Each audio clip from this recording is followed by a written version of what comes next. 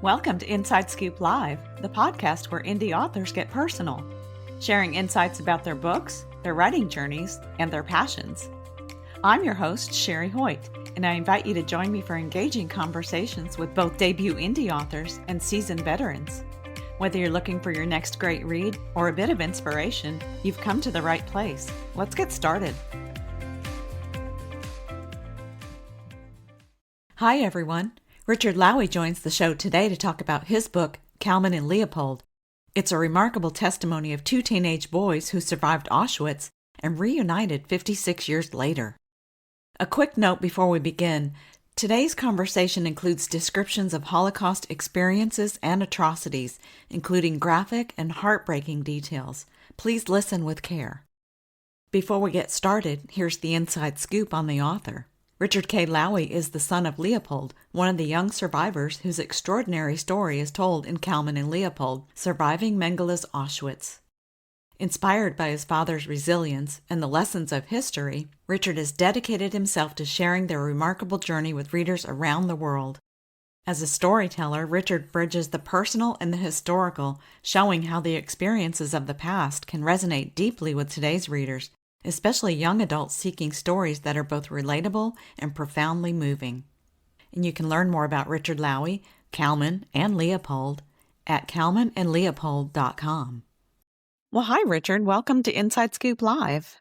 Thank you. And it's an honor to be here and to have the opportunity to share my father's and Kalman's story with you. Absolutely. I'm thrilled and honored to learn more about your father and his story and all the work that you've done around the book. So why don't you get us started by telling us a little bit about the book and then what inspired you to tell your father's story? I'd like to start by actually providing a little context because it's not just what about inspired me to tell my father's story and Kalman's, but it's also what continually inspires me about their story. The initial inspiration came from realizing how extraordinary my father and Kalman's story was, not just as Holocaust survivors, but as two young boys. They were only 14 and 16 years old, navigating the horrors of Auschwitz together, which makes it unique. When Kalman found my father after 56 years, it was more than a reunion. It was a validation of memory between these two men who had survived the hell. My father knew a lot of other survivors, but being a Mengele twin was unique unto itself. And what's really interesting is that they were reunited in May of 2002, and Dad passed away in December of 2002. So this reunion almost didn't happen. And for them to be reunited, to be able to corroborate and tell their stories, I felt was extremely rare. Most of these Holocaust stories are told by individuals. So having these two boys recount their experiences together was extremely rare. And what was really unique was watching them tell their story together. I could see them in real time reverting back into these two young boys. I got approximately 20 hours of interview from them. And later I would take those interviews, and as I transcribed them from the video interviews into words, I realized at that moment that I was truly capturing something that was unique. Two boys, not related, both with twin sisters, and yet their testimonies echoed the same truth. They provided a rare insight into life inside an SS guard shack. And this isn't just any guard shack. It's the guard shack of Mengele's hospital camp, right beside crematorium number 4, number 5, and the fire pit. These things are less than 50 yards away. I only know of one other eyewitness account from inside an Auschwitz guard shack. In 2016, Time magazine reported on Reinhold Hanning, a former SS guard at Auschwitz, and in court, he apologized for his role. He admitted that he knew something was happening, but yet did nothing to stop it. He never spoke about what actually was going on. He gave his remorse, like he apologized, but he didn't tell us about the day-to-day operations. It was efficient, orderly, administrative, and deadly. They had meticulous paperwork, daily directives, and the constant monitoring of all the prisoners' movements. And from this rare vantage point, my father and Kalman witnessed in real time the day-to-day operations of Auschwitz-Birkenau. The guards carried out their duty with mundane routine of factory workers. each action recorded, every movement accounted for, day after day. Each step was a part of an industrialized system of murder. The Nazis documented their atrocity, but they left no record of the humanity behind the barbed wires, the things going on, the routines, the quiet acts of courage, the moments of kindness. So you're living in this bizarre world of a factory, with these guards operating day to day on feeding this machine.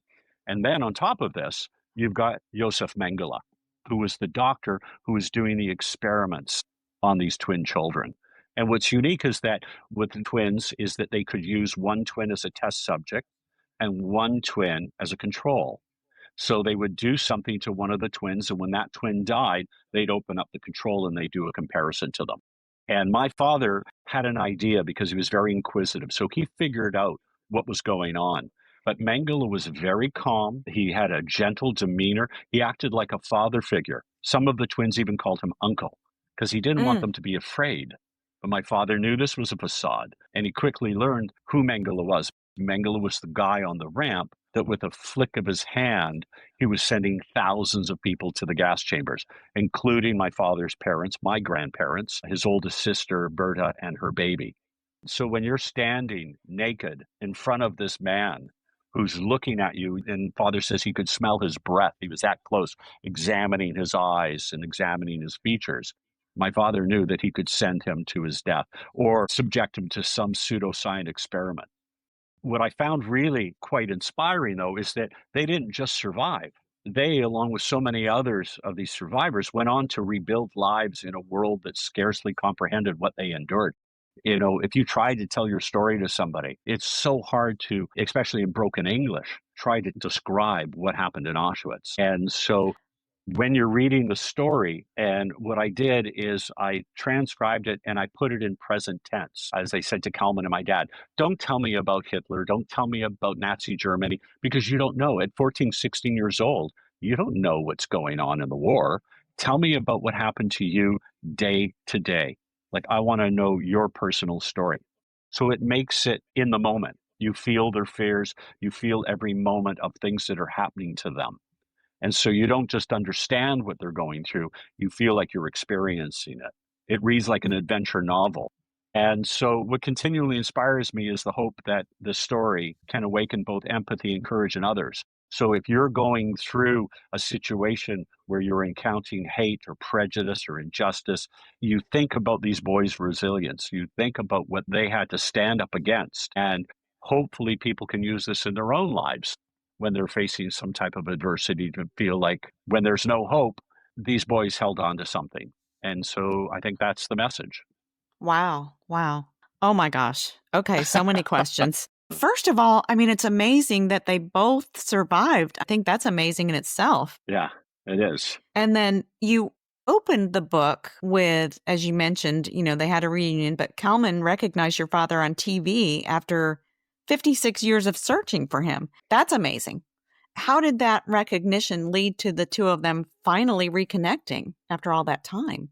Well, it really is by chance. So what happened was one evening, October 31st of 2001 in Tel Aviv, a phone rang in an apartment and a lady answers the phone and she yells to her husband who's sitting in the living room. There's a documentary about the Mengele twins on the TV, on National Geographic Channel. Your sister's on the phone. She says you should watch it. And Kalman, this man, is sitting and having his dinner in the front living room, and he starts flicking through the channels, and he starts watching this TV show, this documentary about the twins called Leo's Journey, the story of the Mengele twins. And it's narrated by Christopher Plummer. And he's watching it, and he sees this old guy with glasses named Leo Lowy, and it doesn't mean anything to him. He was a Mengele twin. He experienced it. Here's another guy that went through it as well. But at 21 minutes and 17 seconds, we show a picture of my father as a young boy on the screen with his sister.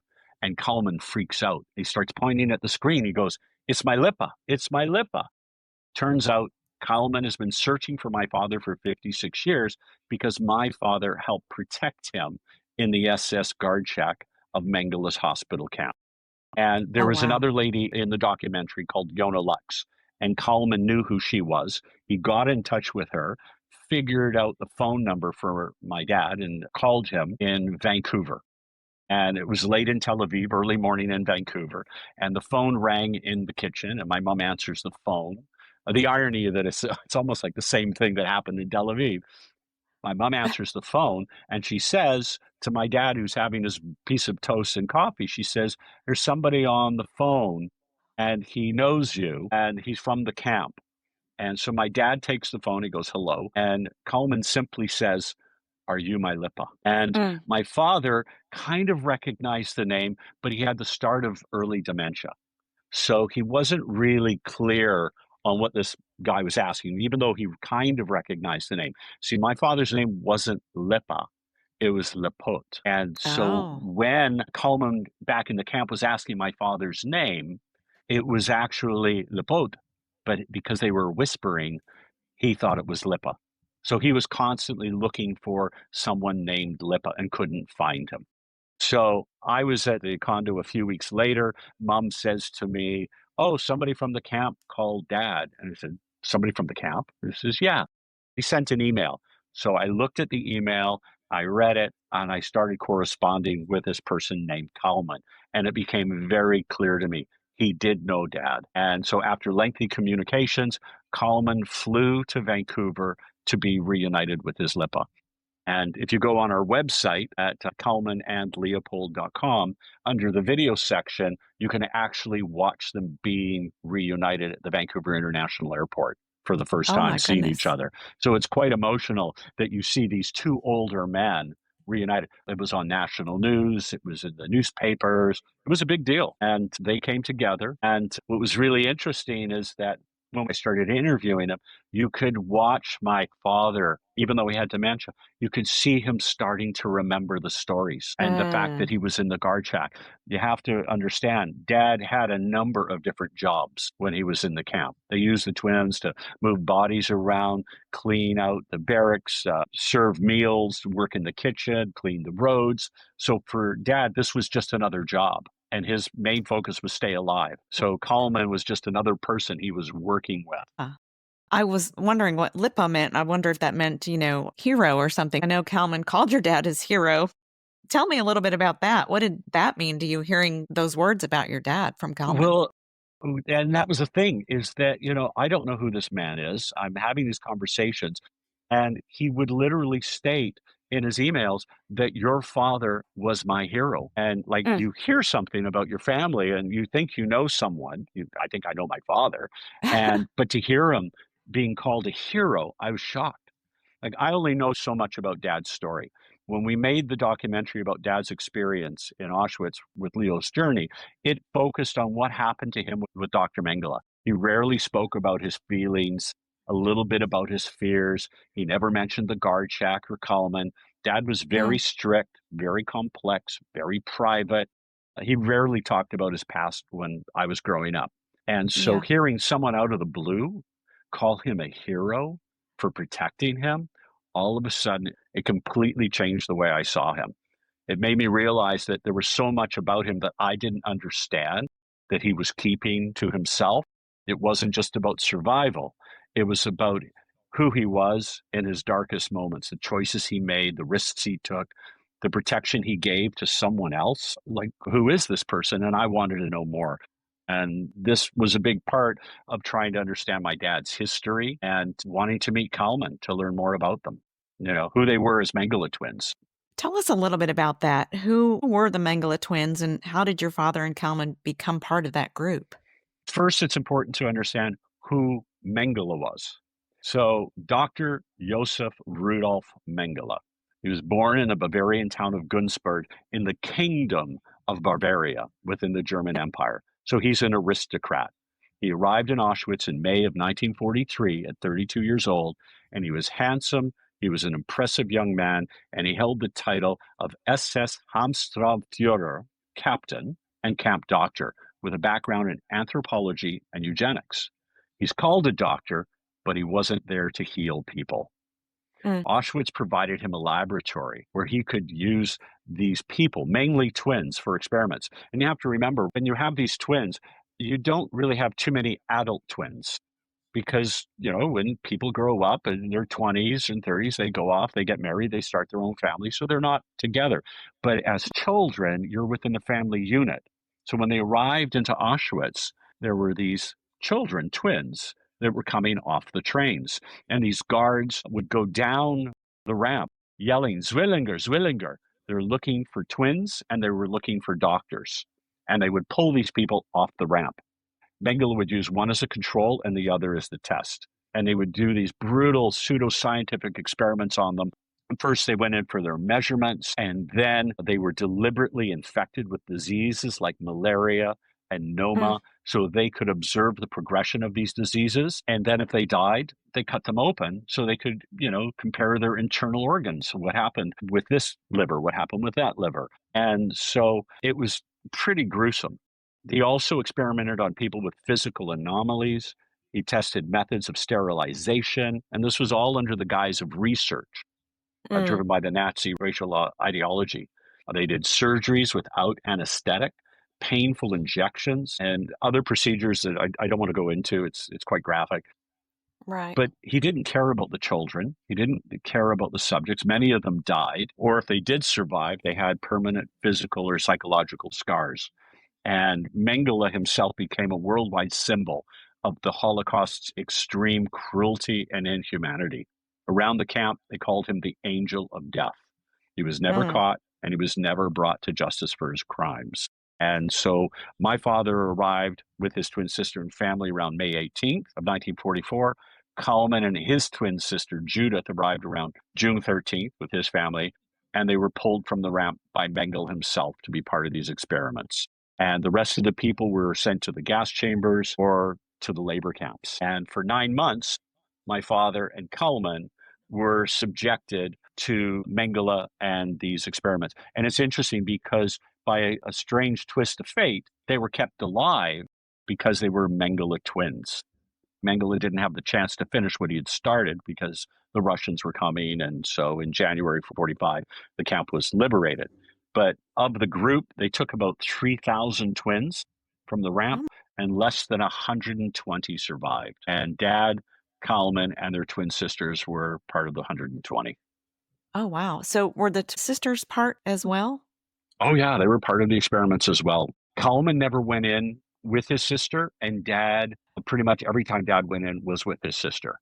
So there was no rhyme or reason of what was going on and what Mengele was trying to figure out. And, history tells us that he was working on Noma. He was working on the eugenics idea of trying to understand the eye color and how certain diseases affected the body. So because Mengele, when he escaped, he took all of his records with him. Mm. So they don't really have a good idea. They can only surmise what was happening to them. Right, right. Wow. From what you've described, it sounds amazing that 120 of them did survive. So, what was it like for your father and Kalman? I mean, did they develop a friendship or a bond that somehow helped them get through what they were facing? Well, first of all, we need to address the word friendship. It's Hmm. not like what we think of today. Like most people imagine friendships, close buddies, they're confiding in each other, and it's a camaraderie. But that wasn't the reality in Auschwitz. My father and Kalman weren't friends in the usual sense. Their connection began out of a necessity, survival, caution. And over time, through shared experiences in this brutal environment of the guard shack, did it grow into a bond that helped them both endure. Most connections between people ended tragically. Family or friends starved beside you or were taken away never to be returned. My Mm. father kept his distance. He learned early on that any attachment could be emotionally painful and possibly dangerous. He walked past what he called the pile, which is a heap of bodies, sometimes 10 feet high, and he Mm. forced him to see them as lumber. So he tried not to have any type of understanding that it was bodies. He just thought it's just lumber. Some Oh, faces wow. were people from the community. He saw a face that was his neighbor within the pile. So to survive, he had to shut down everything human. No empathy, no grief, focus on the next challenge. Stay invisible, stay out of harm's way, and stay alive. Imagine waking up in the barrack well before dawn. Your body is stiff. You're numb from the cold. Your stomach is growling because you haven't eaten. Your head's still ringing from yesterday's punishment. The barrack is alive with a constant shuffle of prisoners preparing for roll call, the barking of the capos and the guards, the constant stench of burning bodies from the crematorium and fire pit. Your first Mm. thought isn't hope or prayer, it's survival. And when my father was paired with this young, naive religious boy at roll call, he was worried that this boy's going to draw attention to him because all of a sudden Kalman's doing something stupid or saying something, and my dad's right beside him. So this wasn't part of dad's plan. Dad was extremely cautious. He learned how to read the guard's actions. He kept his head down. He wanted to be invisible, looking out for the dangers, right? And he learned that only Mengele could kill him. The guards couldn't kill him because Mengele would be in a rage. What did you do with one of my twins, right? Right. So the best the guards could do was give him a painful beating. And so he had to watch for the beatings. Kalman, on the other hand, was totally naive, totally clueless. He was a religious boy. He went to a religious school. He didn't know what a Nazi was. He didn't know about the war. He didn't know about what was going on around him because he was stuck in this religious school. That's all he did was study the Torah, study the Talmud. And so this made him a liability. And it was interesting because in December of 1944, there was a Christmas party in the guard shack, literally right next door to Crematorium 4. Mm. As Jews are being loaded into the crematorium, the guards are having a full-blown Christmas party with holiday food, cakes, beer, schnapps, and female guards. And my dad and Kalman are the servant boys in this Christmas party, which has all of this food. You imagine, you're starving, literally, day to day, if you get a crumb of food. And here is a table full of like roast chicken and cheeses and cakes right in front of you, right? Mm. And at the party, Kalman made a fatal mistake and right in front of Fritzy Fritz, one of the guards. And, I won't go into it too much. You got to get the book to, figure out what that mistake was. Father learned early on he had to look out for Kalman to protect himself. So it really became this bond. For instance, through the day, my dad would whisper warnings. A guard is coming, a footstep too close. Every small act of protection was a lifeline to Kalman. And so there's a constant threat of a brutal beating.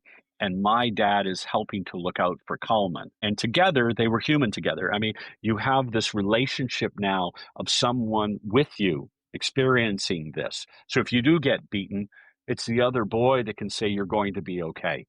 Knowing what the Mm. other one was going through made it a little more bearable. It was a simple act of being together that saved their sanity. And so this was the friendship, the bond that carried them through.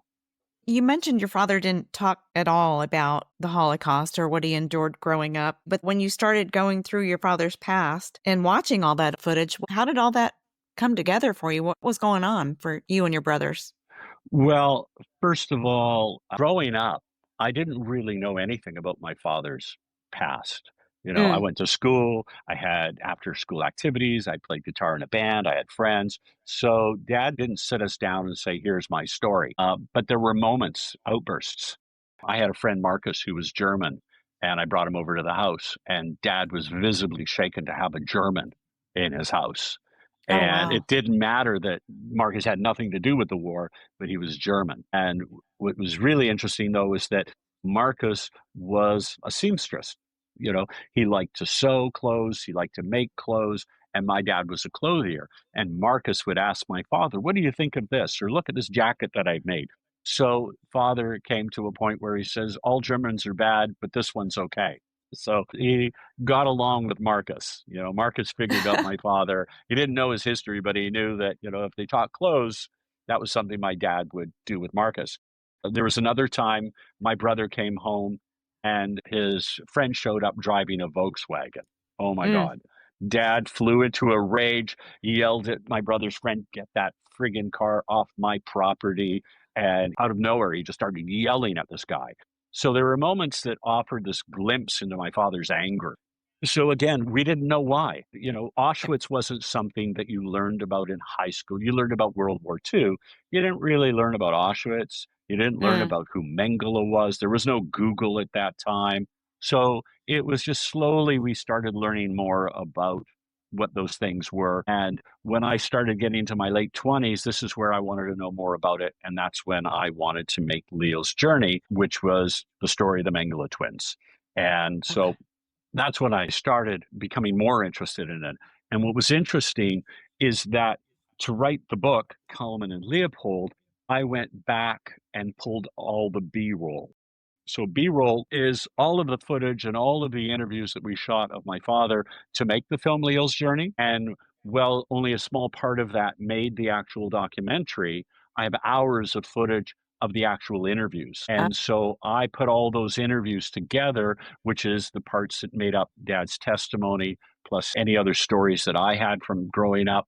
So what was really interesting, there was an interview with him with the Shoah Foundation. Steven Spielberg started the Shoah Foundation years ago, and Dad was interviewed for it. And when you start watching this footage and you're hearing the story of him talking about his family, what was really poignant for me was to watch the footage of him talking to somebody, telling them these stories. You could see the pain in his eyes when he paused, and you could feel the tension of him recounting the stories of when his family was taken away. You know, when he would recount a story about his father, who was a baker, and his mother, and that, you know, they're on the ramp and they're being pulled apart, and he's pausing, and you look in his eyes as the interview is asking the questions, and you can feel that pain. Yeah. And that was the hardest part, like the sadness that started coming through.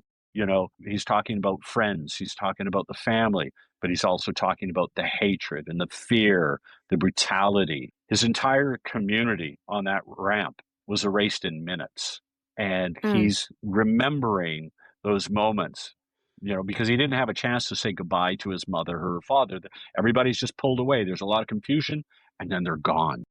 What also came out was his determination to stay alive, his determination to protect us as his family growing up.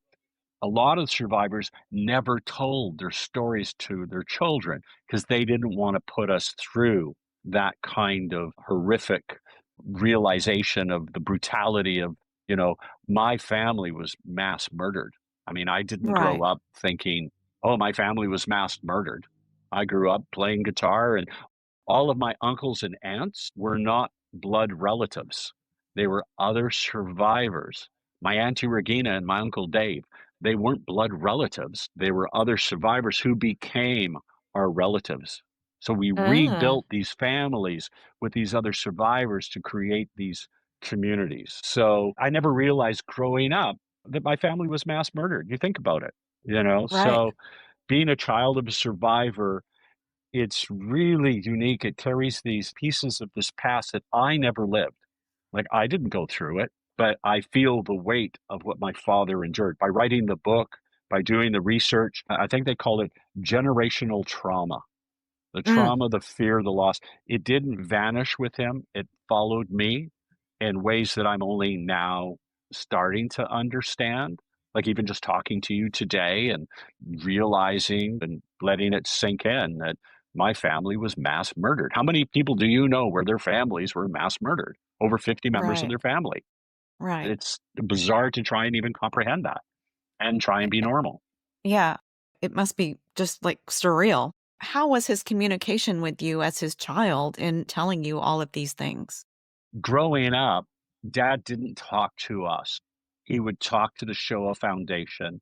He tried to talk to different community groups, but my mom stopped him because he did this one presentation. And then for the next several weeks, he woke up in these sweats, like pools of water in bed. Like he started having these memories. There was one time that Dad had angina, you know, for like a heart attack, and the ambulance showed up, but the bedroom was upstairs. So they couldn't take the dolly up the stairs. So the paramedics had to go upstairs and pick him up and carry him out. And so, you know, in the bedroom, you have the huge sliding mirror doors for the closets. Yeah. They picked Dad up by the arms and by the legs, and what Dad saw in the mirror was two uniforms carrying him out. Oh, no. and they took them to a hospital where they laid him on a bed, and all of these guys in these white lab coats were surrounding him. My gosh. That's exactly what happened in Auschwitz, except this time they were trying to keep him alive. And so you think of that trauma. And so he's not telling us these stories growing up. It took the interview, it took the cameras, it took the director of Leo's journey to really get him to talk. And when I had Kalman with him, he would start to recount his stories.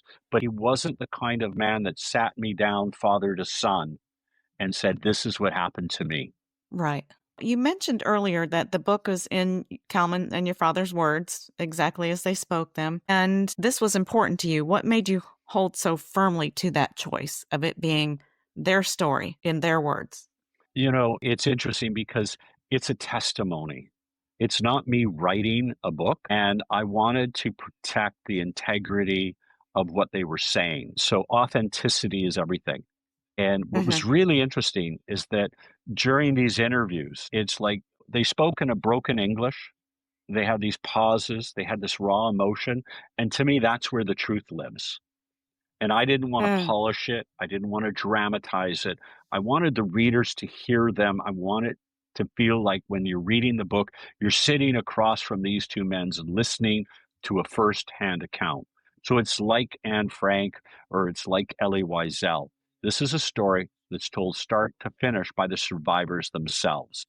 And Kalman told me, he says, you don't need to dramatize it. It's drama enough. And I knew that I had to present it exactly as it happened with no embellishments. And I tell people that, you know, you can read the book, you can go to the US Holocaust Museum, and in their video archives, you have the interviews. You can watch an interview and you can read it in the book. My job was to take what they had said and ensure that if you weren't Jewish or if it was a broken English, to try and clean it up so it was relatable. So you could read the sentences and you could read the stories and go, okay, I understand it. Because some people may not understand what a yeshiva bucher is. You might Mm. not understand what a yankel is. So I would interpret those words, keeping within what they were saying, protecting the integrity of the story, but also making sure that if you don't understand those terms, it doesn't stop you from understanding what they're trying to say. Right. And that's important for, like you said, readers who are not Jewish, who don't understand some of the terms and language Absolutely. and all that. Yeah. Yeah. So yeshiva bucher, yeshiva is a religious school. So if you went to a Christian school or if you went to a Jewish school, you know, all they're teaching you is Bible studies. And a bucher is like a young boy. So you've got these kids from a very young age going to these yeshivas, which are all throughout Eastern Europe, and they're in these schools literally for the entire year and they go home for the holidays. It was actually during the Passover break that Kalman ended up going home to his family. And it was on the train to Budapest. When he arrived in Budapest, the Nazis were there with the Hungarian gendarme taking Jews off the train. Oh, And when wow. Kalman got off the train, he saw all of these guys in these green uniforms. He didn't know they were Germans or Nazis, but he spoke German because he learned German in the family.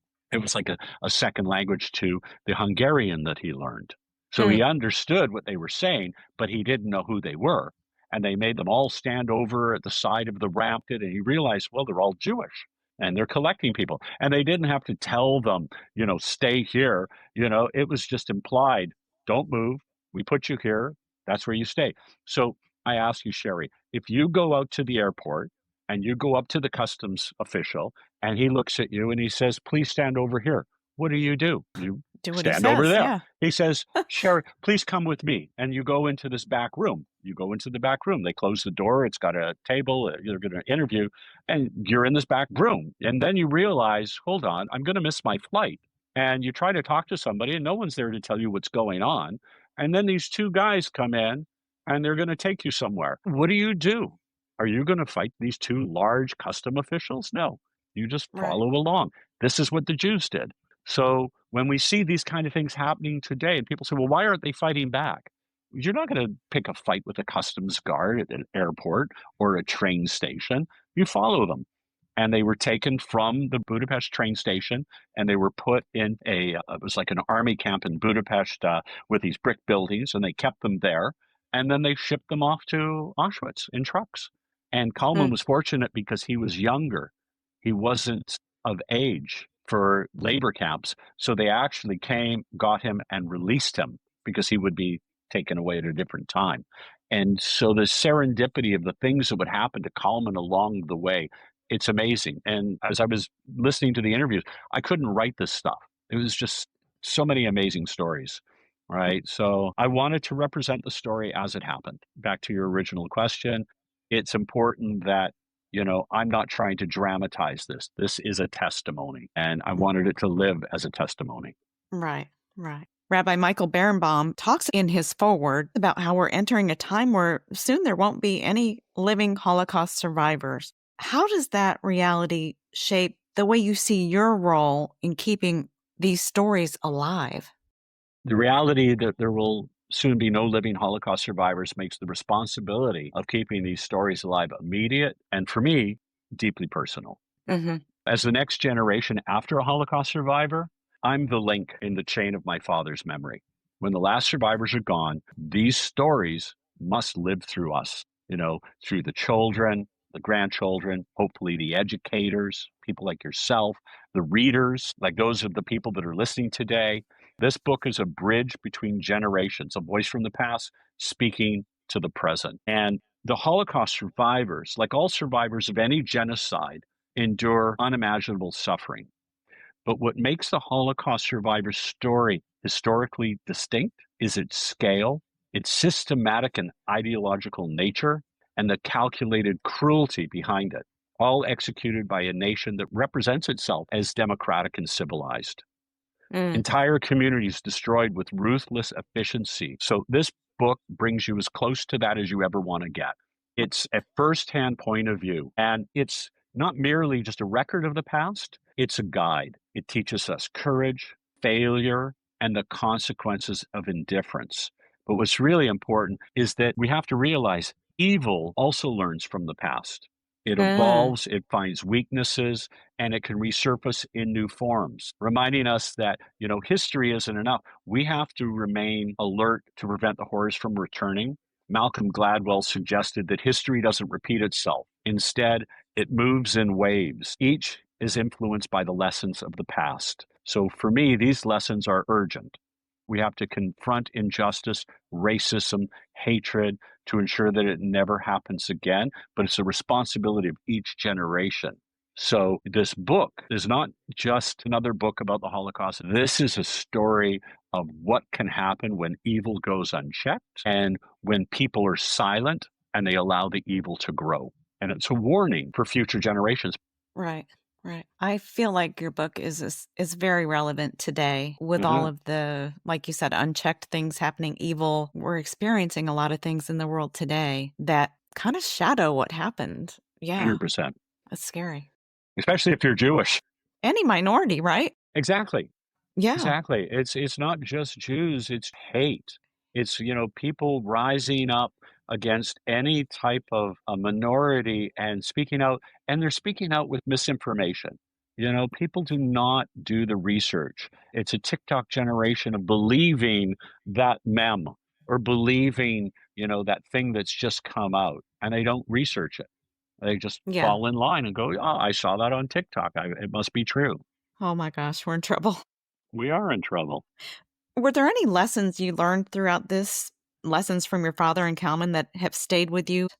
Yeah, there's numerous lessons, but for my father, it was resilience. Mm. And for Kalman, it was decency. And even for what they experienced, they showed that when you're stripped of everything, they couldn't take away your dignity. Right. So my father's lessons weren't taught through his words, but through his actions. Like in his younger years, he could be fierce and harsh, but over the years, he mellowed, learning to bury his emotions, even though I know that they weren't far from the surface. He knew life could always be worse, but he showed determinations, resilience, and courage, and a sense of humor. My father had a huge sense of humor. And through that, he figured you could endure anything. He had survived unimaginable horrors, but he built a family They built a business. He had a full life. When my father passed, the Canadian National News and the Vancouver Sun, which is the largest newspaper in Western Canada, over 200,000 readers, featured him on the front page above the fold with a headline, A Life of Humor and Horror. And it was followed by 2 full pages on page 2 and 3, which is huge. And my Oh, father's wow. lesson was the human spirit can rise even from the deepest, darkest depths imaginable. Where hope seems impossible, he proved that hope is always possible. And Kalman's lesson, which he eloquently recounted, when things go really bad, what counts is your soul, your innermost self, remaining modest and decent. This is what's left when death comes for us in the end. Nothing else, not talent, not speech, not money. Were you a decent guy, or were you the one that removed the piece of bread under a dying man's pillow? That's what counts. Mm. Let me add to that. I think what my father and Kalman would want people to remember is that it's the cost of hatred and power. There's a power even in the smallest acts of resilience. Sometimes we feel like there's so much going on. What could I possibly do? Right? Auschwitz Hmm. was designed to dehumanize and destroy people. But yet, Kalman and Leopold and so many others stayed human and they survived. We want to try and see that history isn't just dates or facts. It's real lives. It's real choices, no matter how small. It's what happens when the world stays silent in the face of evil. So, above all, they want us to remember the importance of human connection, empathy, courage. You know, it's these kind of things. They're small acts. I remember walking down the street and there was a guy out front of a restaurant and he was just this poor soul. And instead of giving him money, I said, let's go in the restaurant, bought him a meal, sat him Mm. down, here's a coffee. What do you order? Whatever you want. It's like a McDonald's, but it doesn't matter for him. It was gourmet. Order a hot meal, and the look in his eye was just like nobody's done that for me. It's giving that empathy. I don't know what he went through, but I just wouldn't want to be him. It was just great sadness to see him there. Do something for him. Right. So I think that's the lesson. We can't understand what these other people have gone through, but we can reach out with a little empathy towards them. And provide just a little bit of human connection. Yeah. Exactly. What do you hope our younger generations connect with this story, especially because I feel like now we're entering a time where a lot of them didn't hear about the Holocaust? I think the younger generation connects through the stories. We live in a Netflix generation, streaming, TikTok, etc. So they connect with other people's stories, other teenagers. And Dad and Kalman were 14 years old and 16 years old. And it was a story of them just trying to survive. So to me, this isn't a story of history. It isn't a story of Holocaust education. It's a story of human experience.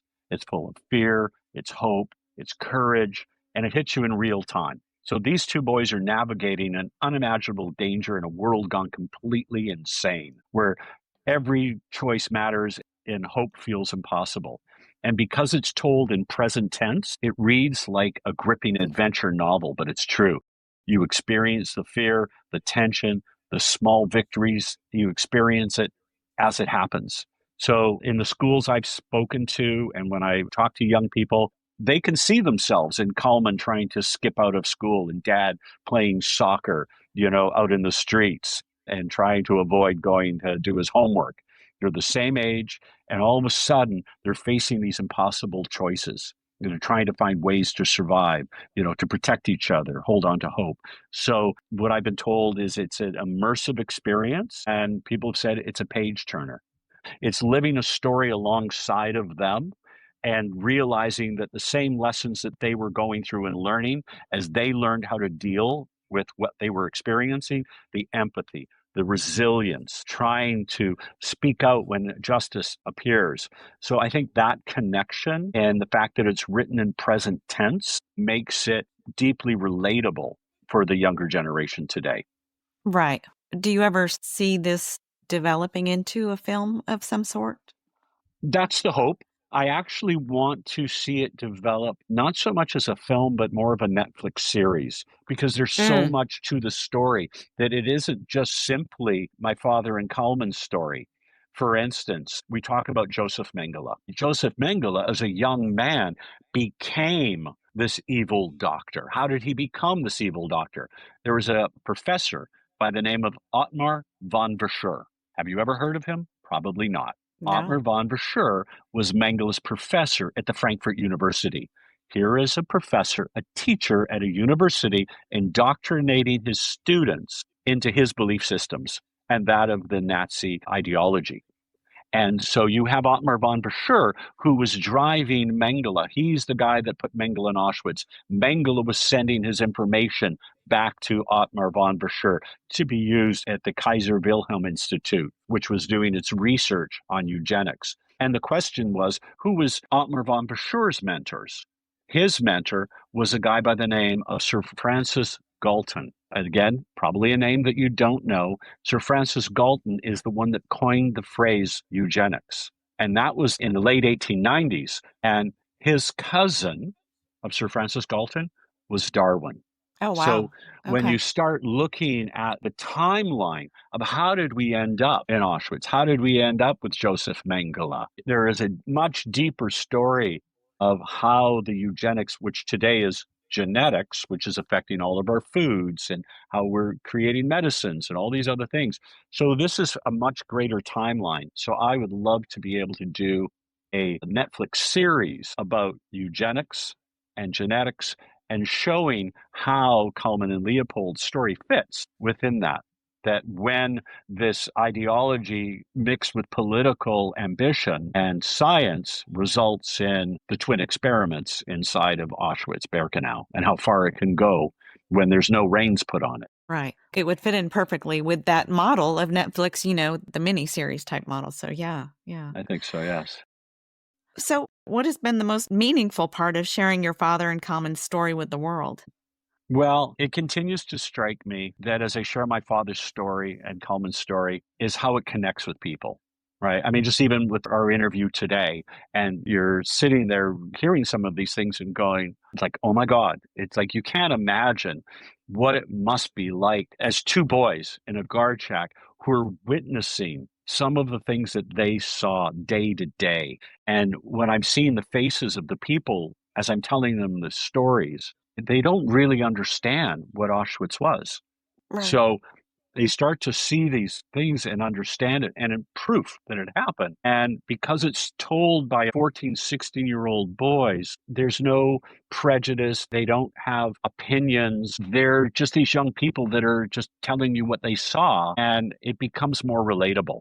When Hmm. I do my live presentations and I see the people in the audience and they're literally, their mouths are open. I've had elderly Holocaust survivors come up to me after with tears in their eyes, telling me that by me telling my father's story, it felt like I was telling their story too. Uh, And seeing the impact of telling the story of Kalman and Leopold firsthand, it's such an incredible honor. And to see yeah. the attention the book's receiving from schools, museums, media, it's just won a silver award for nonfiction, readers' favorites. In Canada right now, it's number 2 on Amazon for memoirs. And so to see how the book is actually resonating, it's telling me that it's having an impact. And my Right. father, interestingly enough, said that he never thought that people would be interested in his story. And yet Oh, my goodness. here we are, right? Oh, my goodness. And yet, here we are. Wow. Yeah, here we are. Wow. Richard, is there anything else you wanted to add today? Yeah. People ask me why I'm so driven to tell my father and Kalman's story. And the answer is simple. This story isn't just history. It's a warning. It's a guide and is a testament to the extremes of hate. This drive for me deepened in the wake of October 7th.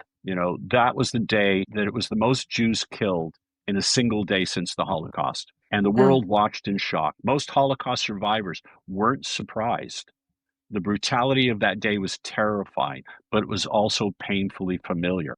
And it was a stark reminder to me that what Kalman and Leopold endured is not confined to the past. And what made October 7th unprecedented was the world witnessed the atrocities in real time, broadcast on social media. And yet, as appalling as it was, the horror of October 7th was really only just a little glimpse of what the Nazis did across Europe. The first Right. mass shootings of the Jews during the Holocaust took place in Lithuania in 1941.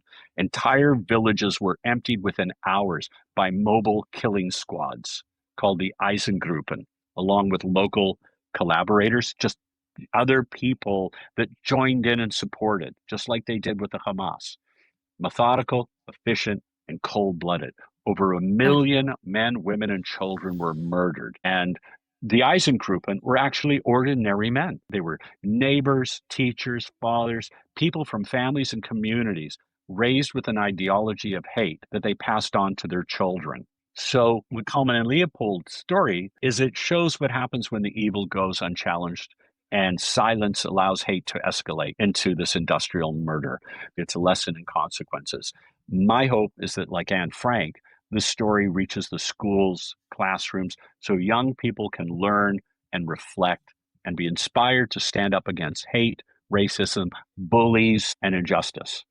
So I hope who's ever listening considers reading the book, sharing it, passing it to educators, hopefully reviewing it. And I'm happy to connect with anyone that's interested for other podcasts. It's a mission. It's more than just, here's an interesting book.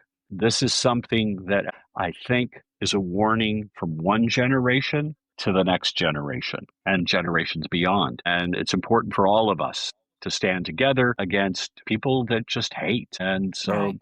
that's what I hope. So thank you. I really, really can't thank you enough, Sherry, and to Readers View for giving this opportunity. Well, thank you so much for sharing a bit about yourself and your father and your work. I'm honored. Thank you so much for joining me today for my interview with Richard Lowy, author of Kalman and Leopold. You can learn more about Richard Lowy at kalmanandleopold.com. And be sure to check out our other interviews at InsideScoopLive.com.